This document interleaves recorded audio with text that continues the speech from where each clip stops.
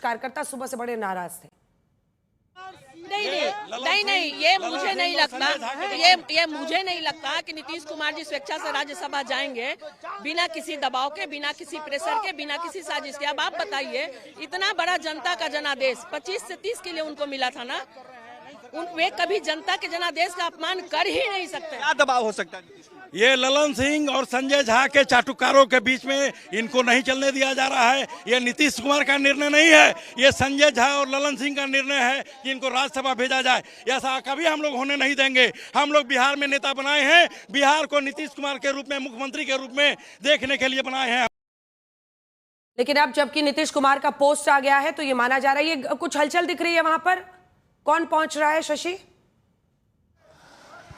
बिल्कुल, देखिए, बिहार के डीजीपी विनय कुमार पहुंचे थे लगभग घंटे भर पहले अंदर। अभी डीजीपी निकले हैं, पटना के एसएसपी निकले हैं, पटना के डीएम निकले हैं। मतलब अब ये समझिए कि जो फोकस है वो पटना एयरपोर्ट होने वाला है। अमित शाह, केंद्रीय गृह मंत्री थोड़ी देर में पटना पहुंचेंगे। और जो जानकारी हम तक पहुंच रही है अंजना, अमित शाह सबसे पहले बीजेपी के राष्ट्रीय अध्यक्ष नितिन नवीन के आवास पर जाएंगे, जो पटना एयरपोर्ट के पास ही है। और वहां जाकर के एक छोटी सी मीटिंग कह लीजिए, गुफ्तगू कर लीजिए, वो होगी बीजेपी के नेताओं के साथ आज के इस नामांकन को लेकर के और आगे सरकार गठन की कवायदों को लेकर के भी, क्योंकि ये अब तय है कि बिहार में नई सरकार का गठन होना है। नीतीश कुमार ने खुद कह दिया है, तो अब एक्सरसाइज भी थोड़े देर के बाद देखने को मिलेगा। लेकिन हम जहां इस वक्त हैं अंजना, ये पूरा इलाका मुख्यमंत्री आवास के आसपास का बैरिकेड्स लगा दिए गए हैं। अगर कोई यहां से निकल जाएगा तो फिर वापस नहीं लौट पाएगा।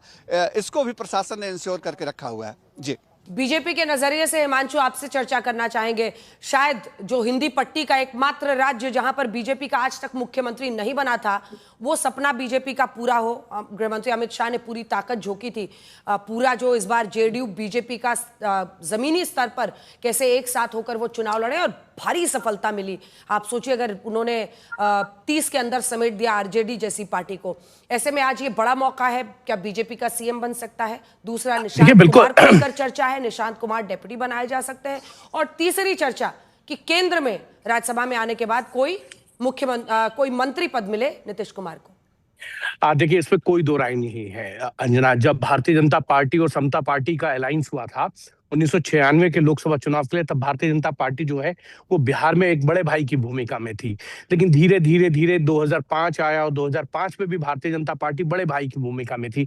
लेकिन नीतीश कुमार मुख्यमंत्री बनते और 2010 के अंदर भारतीय जनता पार्टी जो है छोटे भाई की भूमिका में आ जाती है और जेडीयू बड़े भाई की भूमिका में आ जाती है। और 2010 के विधानसभा चुनाव में एक विधानसभा सीट को लेकर नीतीश कुमार अड़ गए थे। उन्होंने कहा था कि भारतीय जनता पार्टी 102 सीटों पर नहीं लड़ेगी, 101 सीटों पर लड़ेगी। तब अरुण जेटली जो उस वक्त भारतीय जनता पार्टी के एक वरिष्ठतम नेता थे और नीतीश कुमार के साथ उनके जो संबंध थे वो बहुत अच्छे थे, उन्होंने मध्यस्थता करते हुए एक सीट भारतीय जनता पार्टी ने छोड़ी।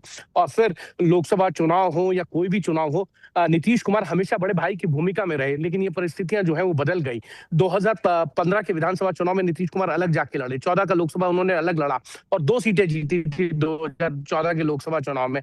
जब वो 2017 में वापस आए, तब भारतीय जनता पार्टी ने उनके साथ सही से बार्गेन करने की कोशिश भी की और उसमें सफलता भी मिलती नजर आई उनके मंत्रिमंडल के अंदर। फिर 20 का जब विधानसभा 19 के विधानसभा सीट में दोनों पार्टियां 17 सीटों पे लड़ी और 6 सीटें जो है वो एलजेपी को गई। 20 में भारतीय जनता पार्टी ने बड़ा दिल दिखाया, नीतीश कुमार 42 सीटें जीते, उनको मंत्री बनाया। भारतीय जनता पार्टी 74 सीटें जीतकर भी छोटे भाई की भूमिका में रही, बड़े भाई की भूमिका से। लेकिन 25 के विधानसभा चुनाव जब होते हैं, आप उसमें देखिए कि गृह मंत्रालय जो है वो भारतीय जनता पार्टी अपने पास लेती है। ये पहली बार ऐसा था कि 20 साल के अंदर कोई भी, नीतीश कुमार चाहे आरजेडी के साथ गए हो या फिर भारतीय जनता पार्टी के साथ, गृह मंत्रालय हमेशा उनके पास रहता था।